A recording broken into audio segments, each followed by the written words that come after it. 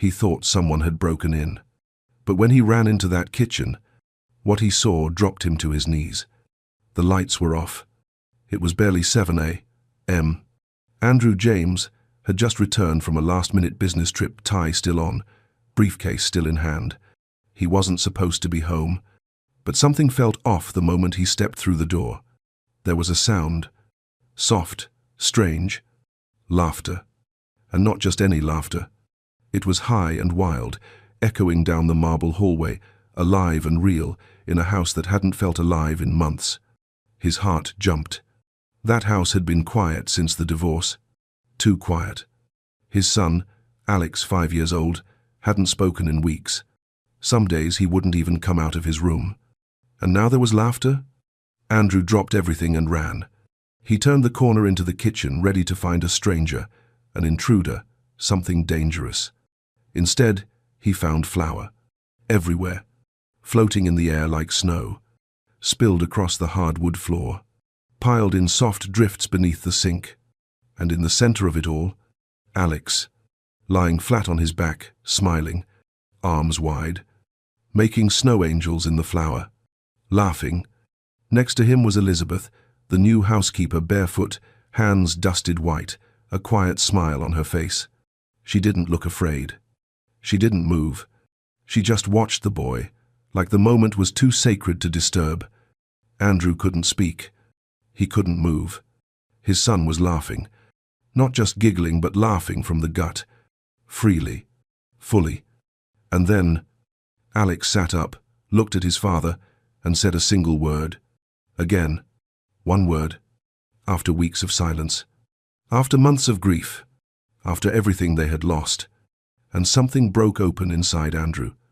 Not in fear, but in awe. He didn't understand what was happening, but he knew it was holy. He had walked into a storm and found a miracle. Before we begin this story, take a second to like this video, subscribe, and tell us where in the world you're watching from. I pray this story reminds you that healing doesn't always come the way we expect, but it always comes when love leads the way. On an ordinary Saturday morning, Andrew James came home early. What he walked into felt anything but ordinary. The flour was still falling. You could see it, drifting through the air like fine snow, turning sunlight into gold dust as it floated past the kitchen windows. There was a stillness to it, a strange, holy kind of quiet that sat heavy in the room, even as his son laughed. Andrew stood at the doorway like a man who'd forgotten how to move. His eyes were fixed on Alex, 5 years old, lying on the hardwood floor, arms wide, legs sweeping softly through the flour like he was back in winter, smiling, laughing. It was a sound Andrew hadn't heard in what felt like forever, a sound he'd almost convinced himself he'd never hear again. The boy had gone silent the day Emma walked out. Not a tantrum, not a scream, just still, a small child frozen by grief.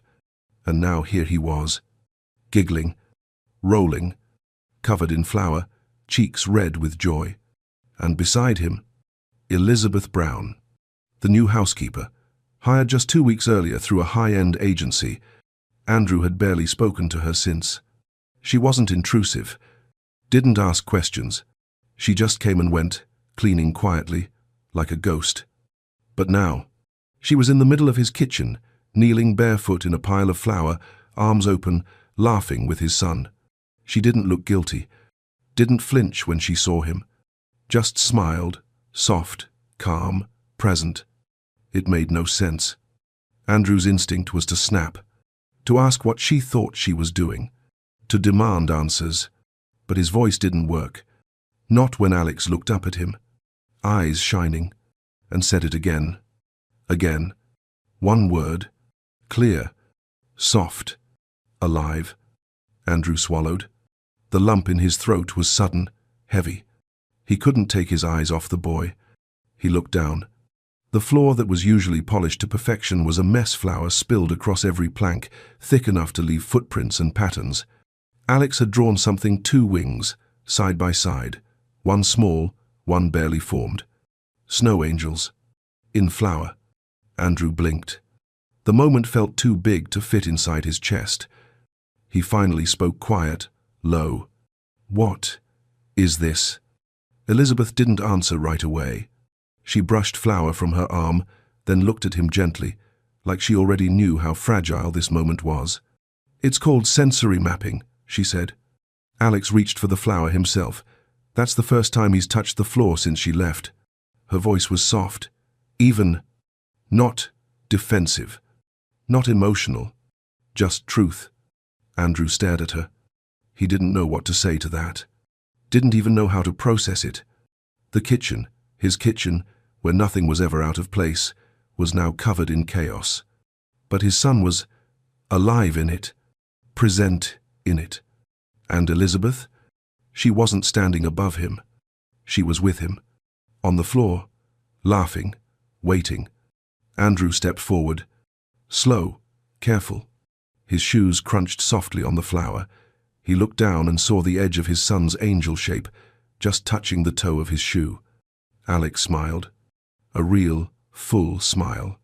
Then, with complete trust, he reached up and handed his father a wooden spoon. Andrew stared at it, confused. Then at Elizabeth. She met his eyes. "He wanted you to stir," she said simply. Andrew held the spoon in his hand. It was warm from Alex's grip. He didn't kneel. Not yet.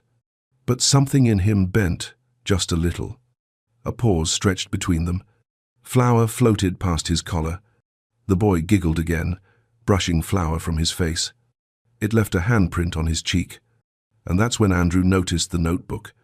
A small spiral-bound thing resting on the countertop, open, filled with handwriting. Dates, moods, observations. He recognized Alex's name, scribbled again and again. She'd been watching him.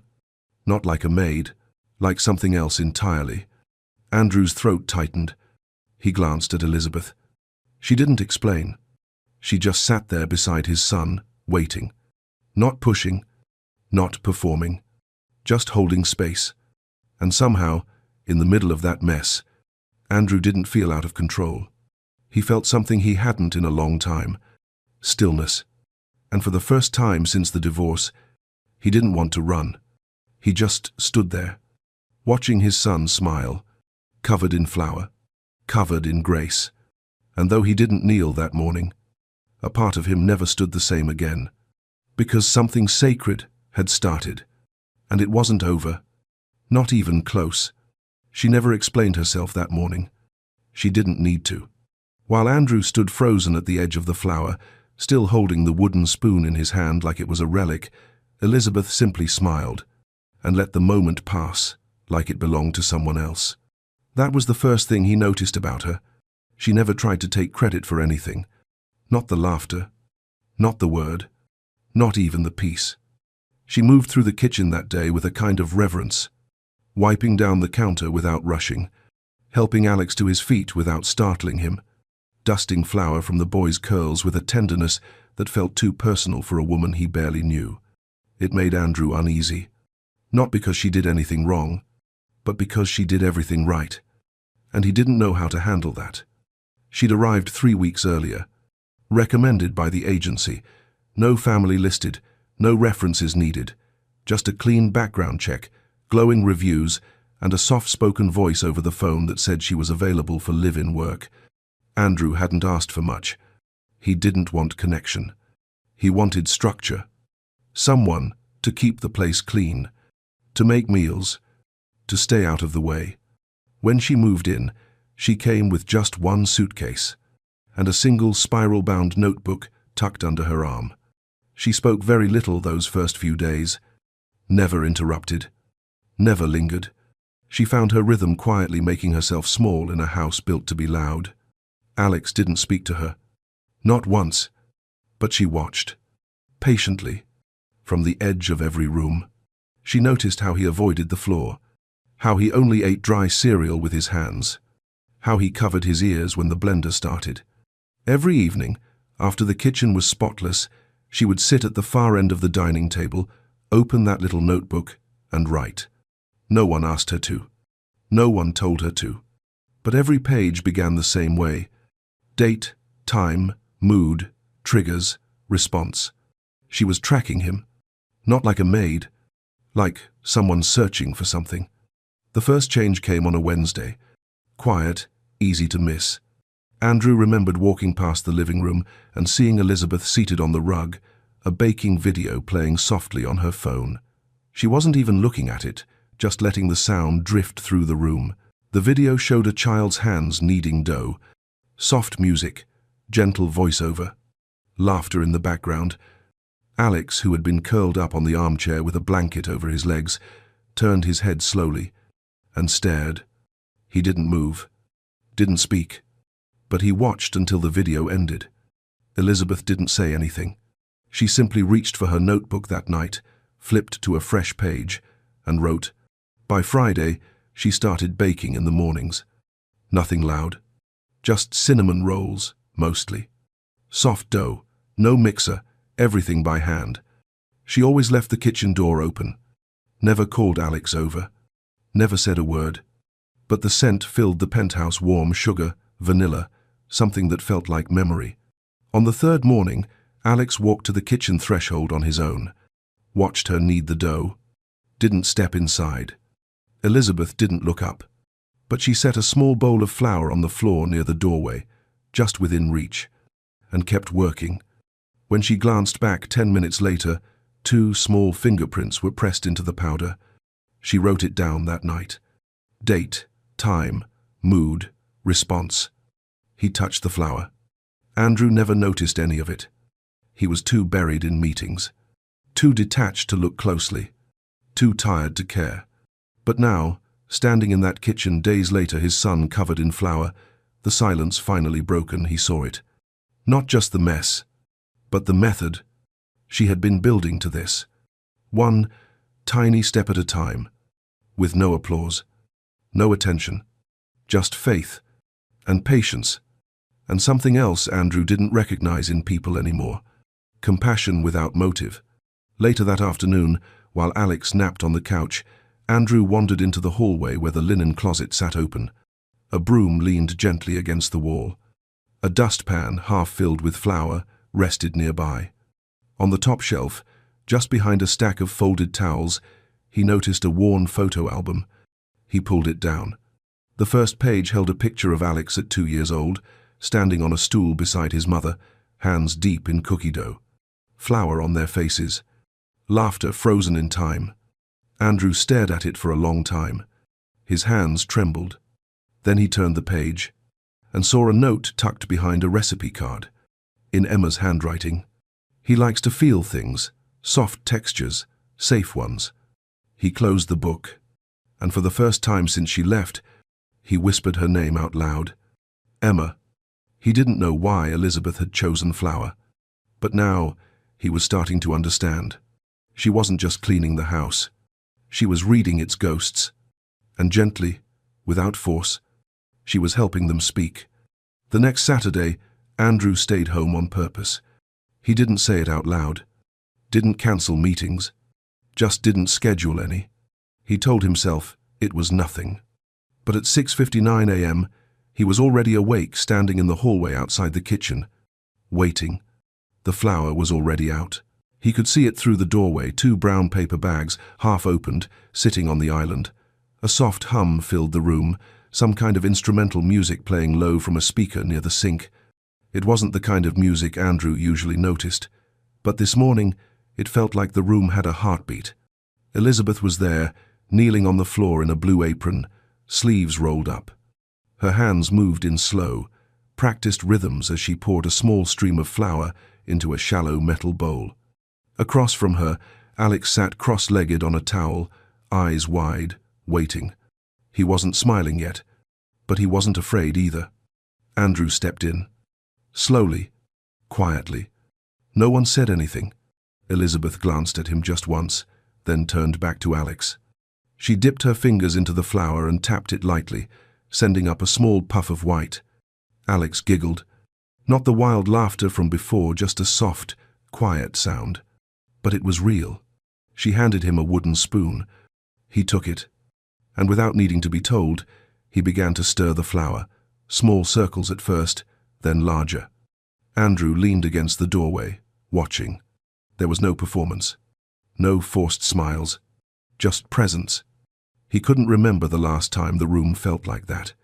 10 minutes passed, maybe more. Then Elizabeth looked up at him, not pushing, not inviting, just meeting his eyes. She held out another spoon, not toward Alex, toward him. Andrew hesitated. He'd spent his whole life in control. Boardrooms, deadlines, quiet penthouses and locked offices. He didn't kneel for anyone. But his son was watching.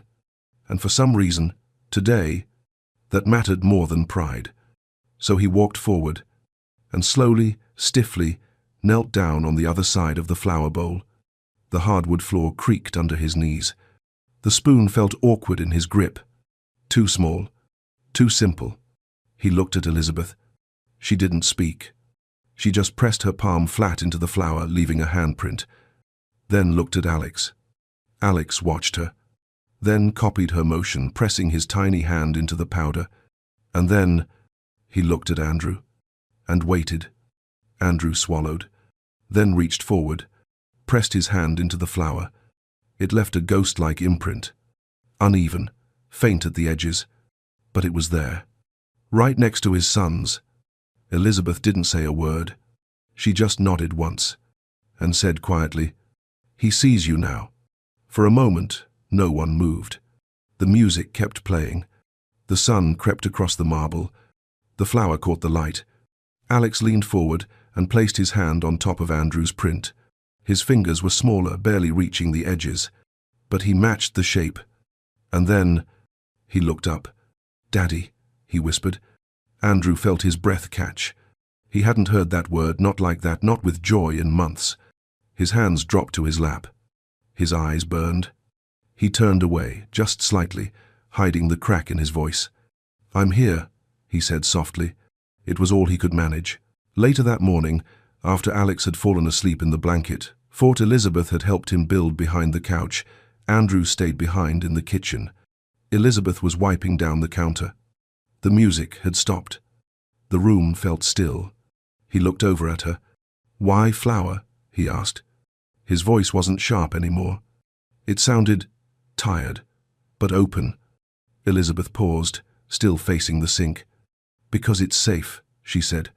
"No smell, no noise. It doesn't stick, it doesn't sting. It moves when you move it. It follows the child's lead." She turned to him. "And because it leaves a mark, but not a scar." Andrew stared at the countertop, covered in soft white dust. He nodded, then asked, "Have you done this before?" She didn't answer right away. But after a long pause, she said, "Not like this." Andrew didn't say anything else. But he stayed in that kitchen long after she left, tracing his finger through the flower, following the shape of a handprint that wasn't his. Because something inside him had moved, just slightly, but enough to feel it. The stone had cracked, and now he couldn't ignore the light coming through. The flower stayed on the floor. Not all of it, but enough. Enough to leave footprints in the hall. Enough to cling to Alex's socks hours later.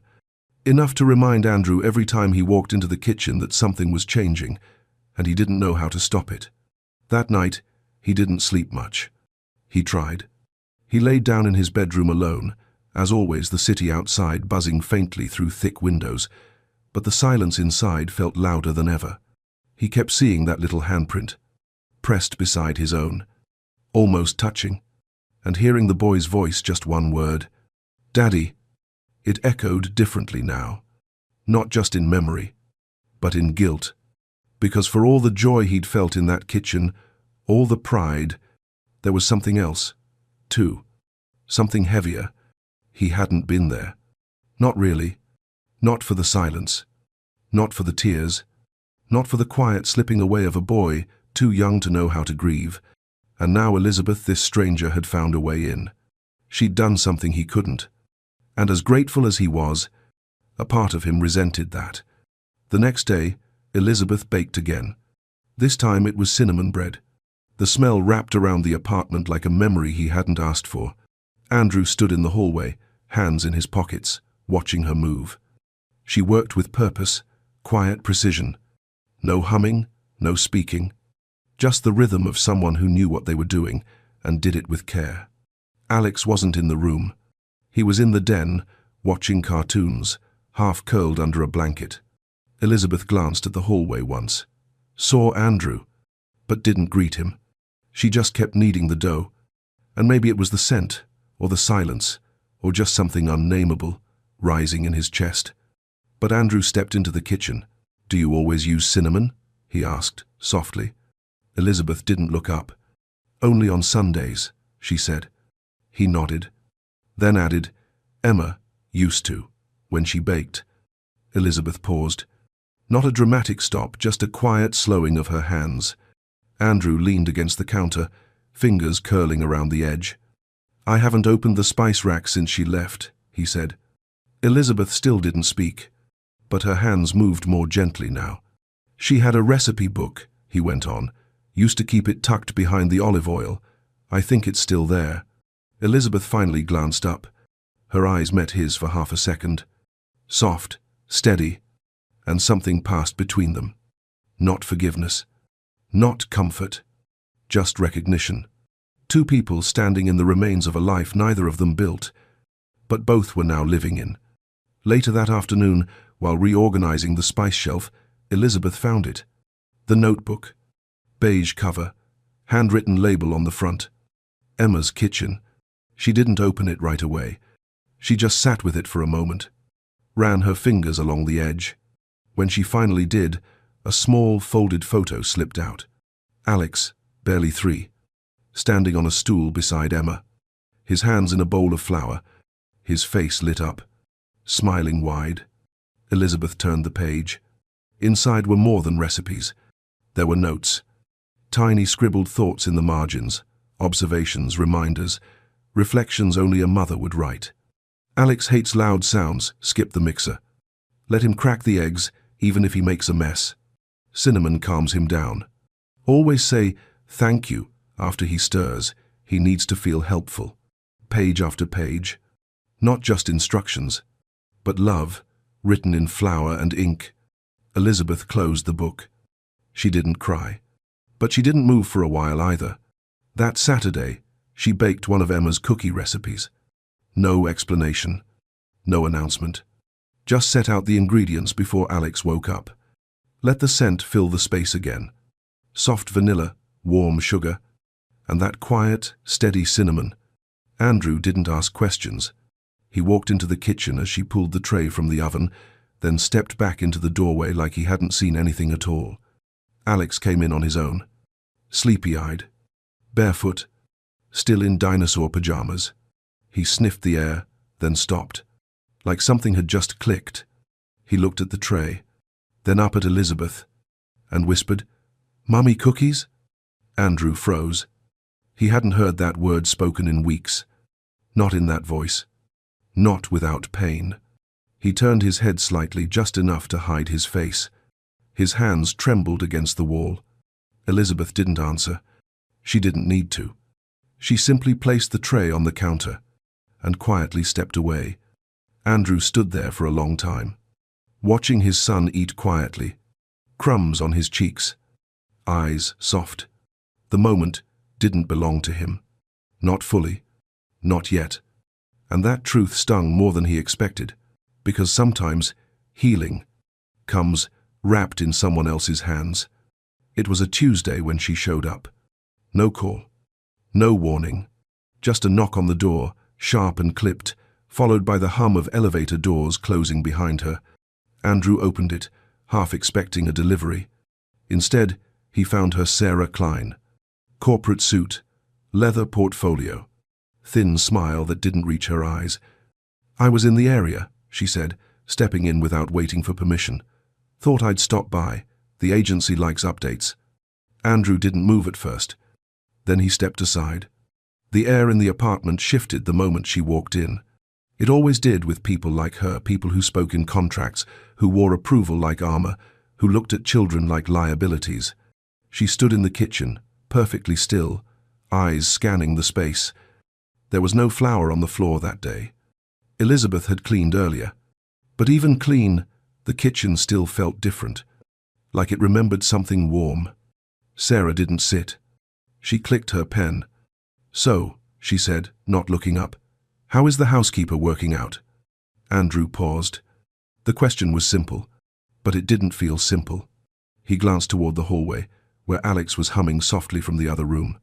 "She's—" He hesitated. Sarah looked at him now. "Yes?" Andrew's jaw tightened. "She's doing more than expected." Sarah raised an eyebrow. "Is that a good thing?" He looked at her for a moment, really, looked. "Yeah," he said, "it is." She scribbled something on a form, then closed the folder. "I'll need to speak with her directly." Andrew started to protest, but before he could say a word, Elizabeth stepped in from the hallway. She had heard. She wasn't wearing her apron today. Just a grey sweater and jeans, her hair loosely tied back. She looked ordinary, which somehow made her presence even more grounded. "I'm available," she said calmly. Sarah nodded. "Let's speak here." She pulled out a chair. "Saturday." Elizabeth didn't. She stood across the counter, hands folded gently in front of her. No fear. No resistance. Just readiness. Sarah got straight to it. "Your duties here were listed as cleaning, light cooking, and general childcare support. That's correct?" "Yes," Elizabeth replied. "And yet we've received notes suggesting you've taken on roles beyond that." Elizabeth didn't flinch. "Such as therapeutic engagement, unsupervised sensory activities, emotional intervention." Elizabeth nodded once. "I haven't used labels. I've followed his needs." Sarah leaned forward slightly. "You're not a licensed therapist, Miss Brown." "No," Elizabeth said. "I'm not." Andrew stepped in now, voice firm. "But she's the first person who's reached him. That should count for something."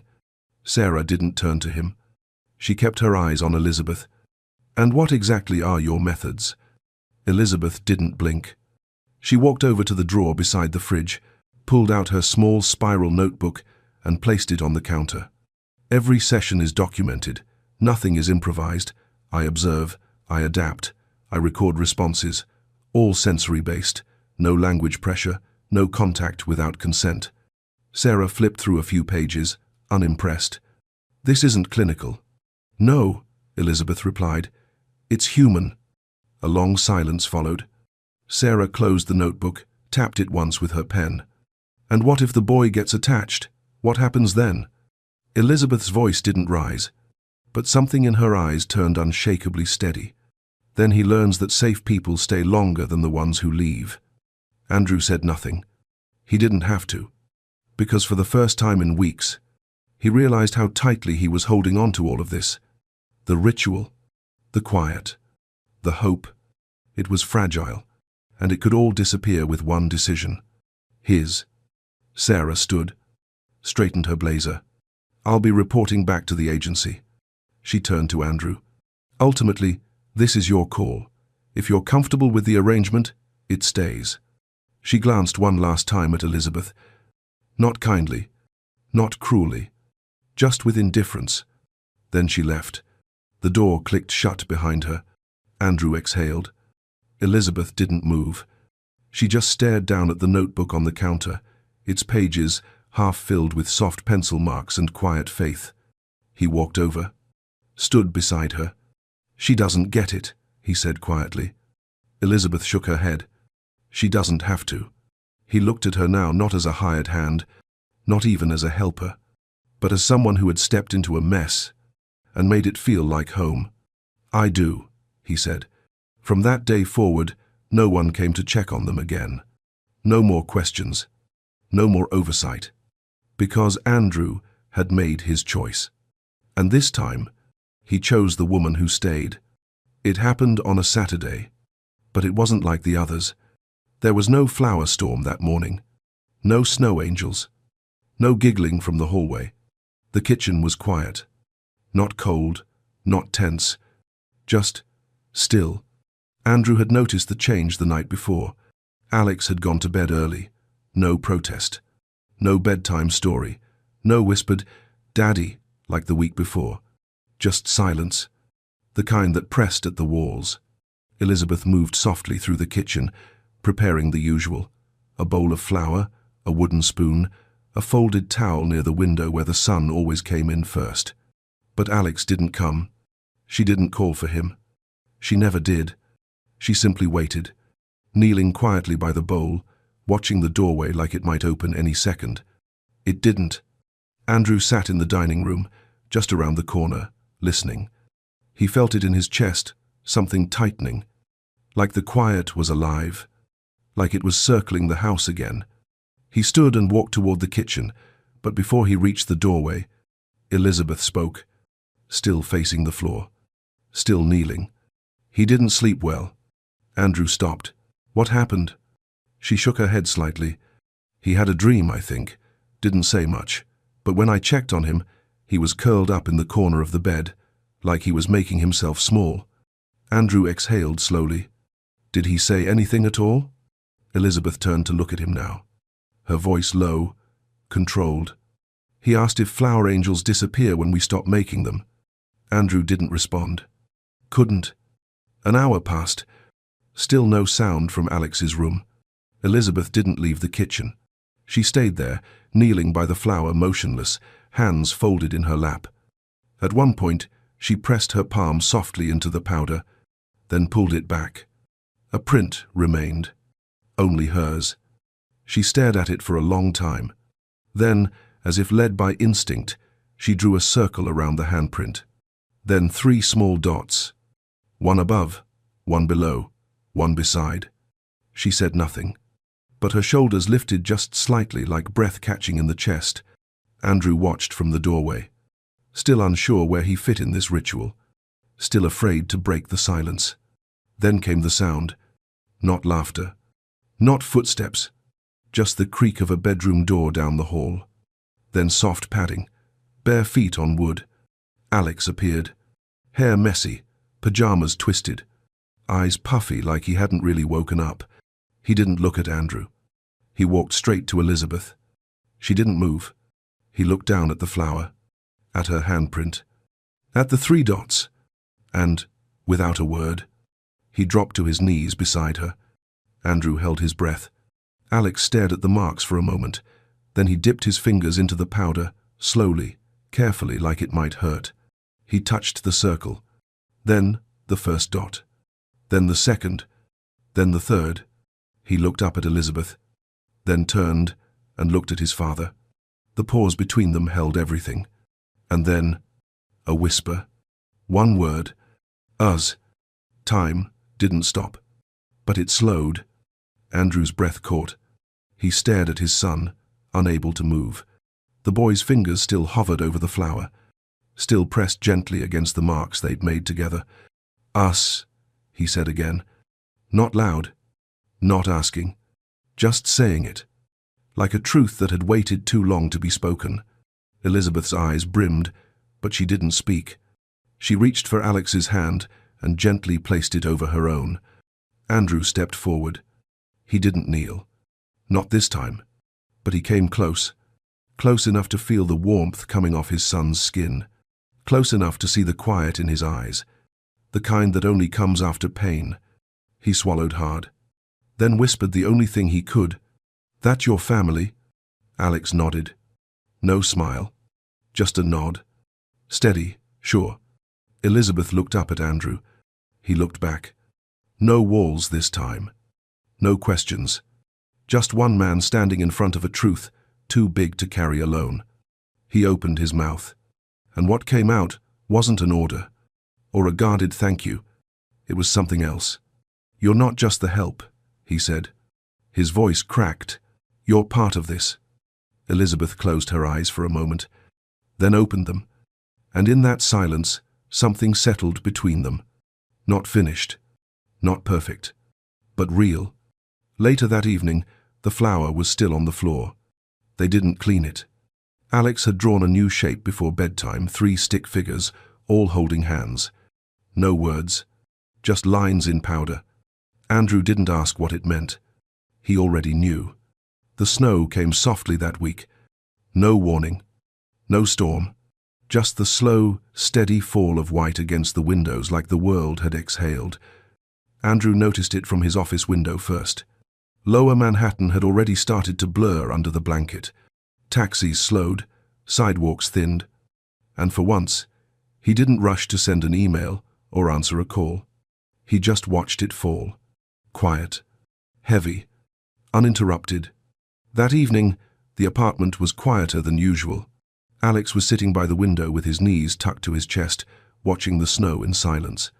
His breath fogged the glass in soft bursts. He traced circles in the condensation with one finger. Elizabeth was folding towels in the hallway.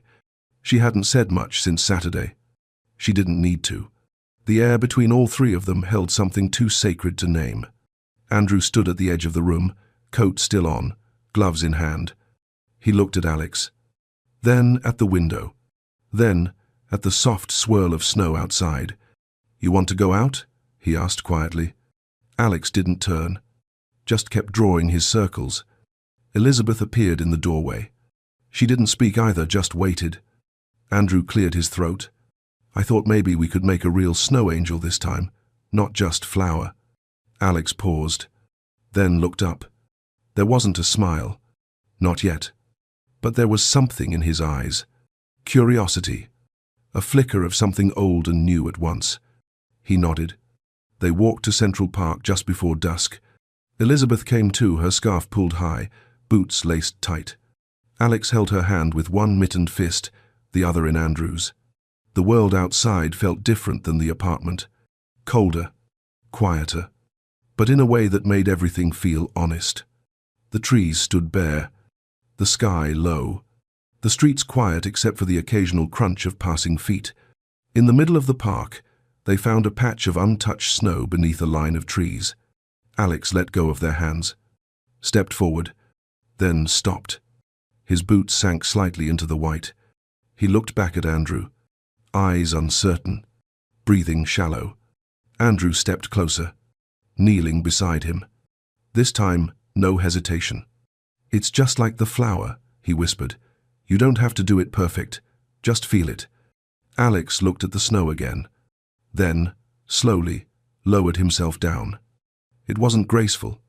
His arms flailed once, his coat bunched under his back, but he settled, and then he moved, arms sweeping, legs gliding, tiny breaths visible in the cold air, wings forming around him. Andrew stood frozen, watching.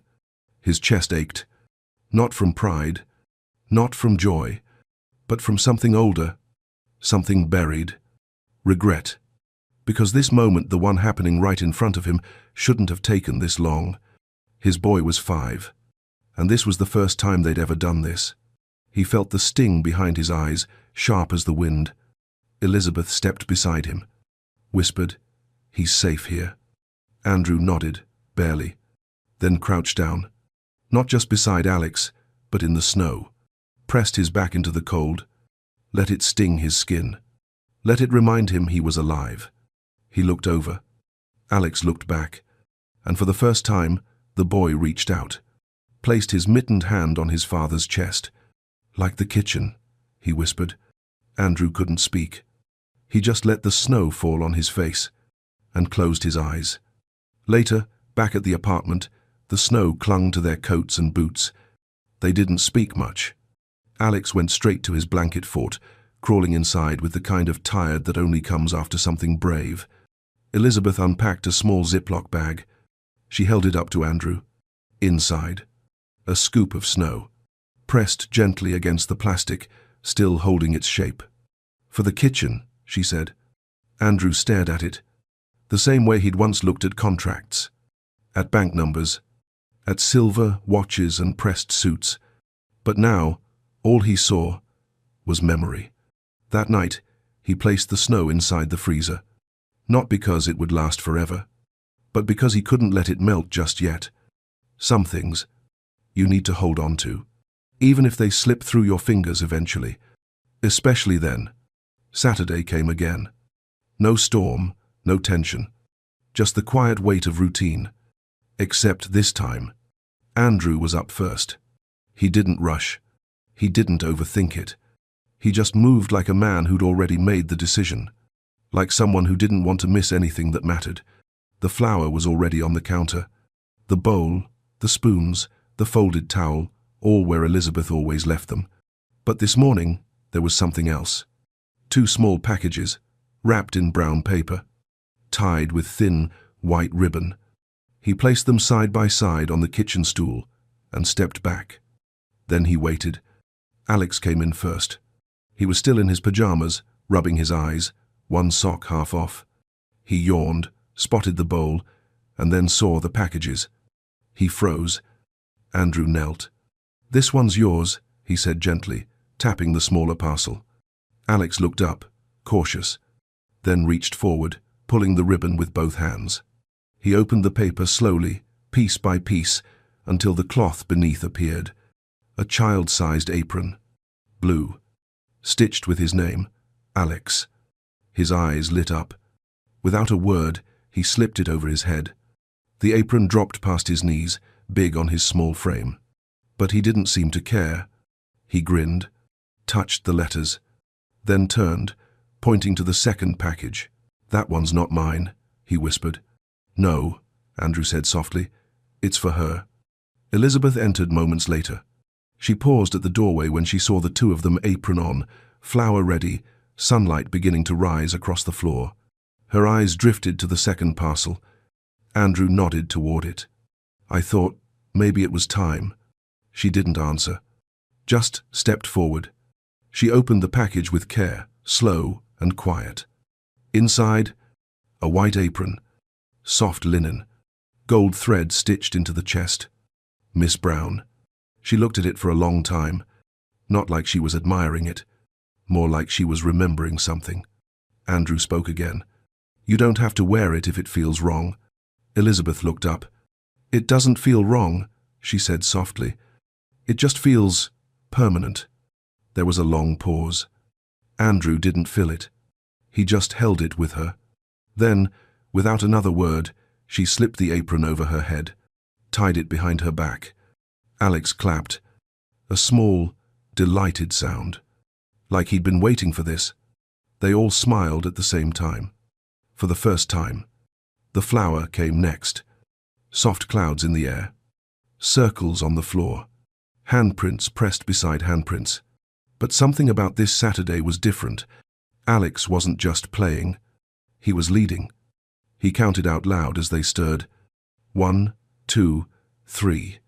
He shaped the dough into uneven hearts, pressing his small thumbs into the center of each one. Elizabeth followed his lead, molding hers to match.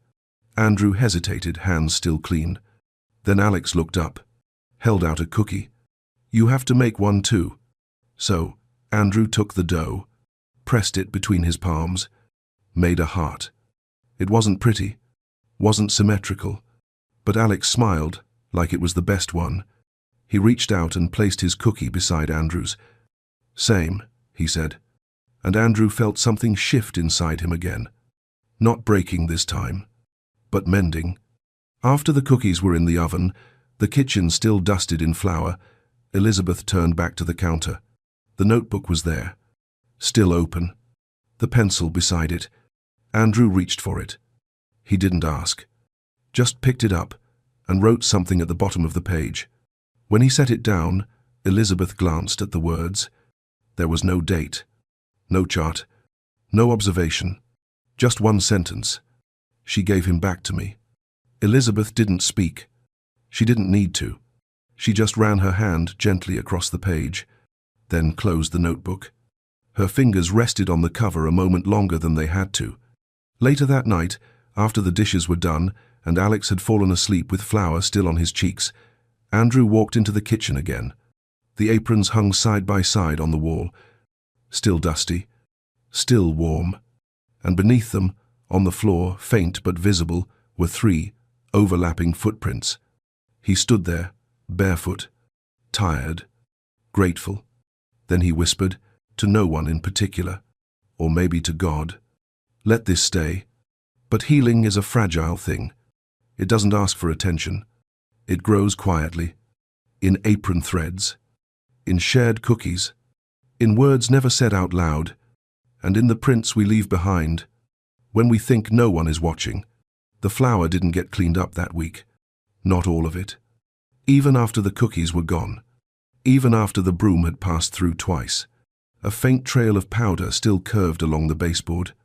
A thin dusting settled into the corners, and in one quiet spot, beneath the kitchen window, the soft outline of 2 handprints remained. Saturday came again. Not dramatic. Not different. Just right. Alex was already up when Andrew walked into the kitchen. He was kneeling on the floor, whispering a countdown under his breath. 3, 2, 1.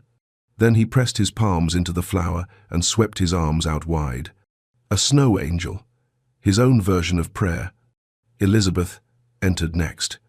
Hair pulled back, apron already on. No words, just presence. She moved through the kitchen like someone who belonged there. Not as a guest, not as staff, but as someone who had stayed. Andrew didn't speak. He just stood at the doorway for a moment, watching, still in his robe, still barefoot, and for the first time in years, he wasn't thinking about what was next. He wasn't thinking about meetings, or money, or outcomes. He was just here, with them. On the counter, something new rested near the flower bowl. A photo frame. Simple wood, no glass. Propped upright with a small metal arm. Inside, a printed photo. Grainy, a little off-center, but full of life. Alex and Elizabeth, both in aprons, mid-laugh. Covered in flour, faces bright, arms linked.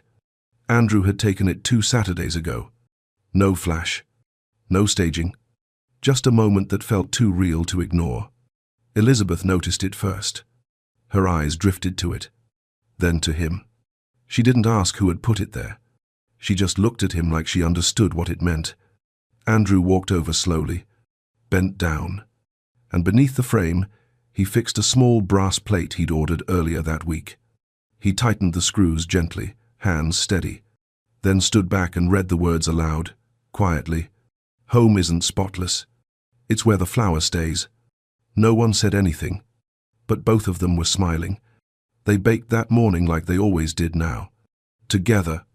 Alex led the way, counting spoonfuls, shaping dough with small, clumsy hands. Elizabeth guided gently, letting him lead. Andrew joined them, apron slightly crooked, flour in his hair. At one point, Alex drew something new in the flour. A house. 3 stick figures inside. One small, one tall, one with curls. Underneath, he wrote the word us again. Then he added a heart. Elizabeth touched it softly with her finger. Didn't speak. Didn't need to. Andrew stepped closer, watched his son's eyes. Then, quietly, knelt down. You happy? He asked. Alex nodded, then whispered something Andrew didn't expect. She makes it feel like Mummy's here, but safe. The words caught him off guard. Not because they hurt, but because they healed something. Because for the first time, Emma's memory wasn't heavy. It was held, shared, not erased, but gently folded into this new life. That night, after Alex was asleep, the kitchen still smelled of cinnamon and vanilla. Elizabeth was wiping the counter, humming something low and warm. Andrew leaned against the doorway, just watching her move. There was a softness to the silence now, the kind that didn't ask for anything. He stepped forward, held something out in his hand, a small, gold key. To the front door, he said, voice even, heart full. Elizabeth looked at it for a long time, then looked at him. I already have one, she whispered. Andrew smiled. I know, this one's not for work. That photo frame still sits beneath the kitchen window. It gets dusty sometimes. Flour settles on the edges, but no one wipes it clean. Because, in that house, mess means progress, and chaos means love was there. Every Saturday, without fail, Alex counts it down. 3, 2, 1.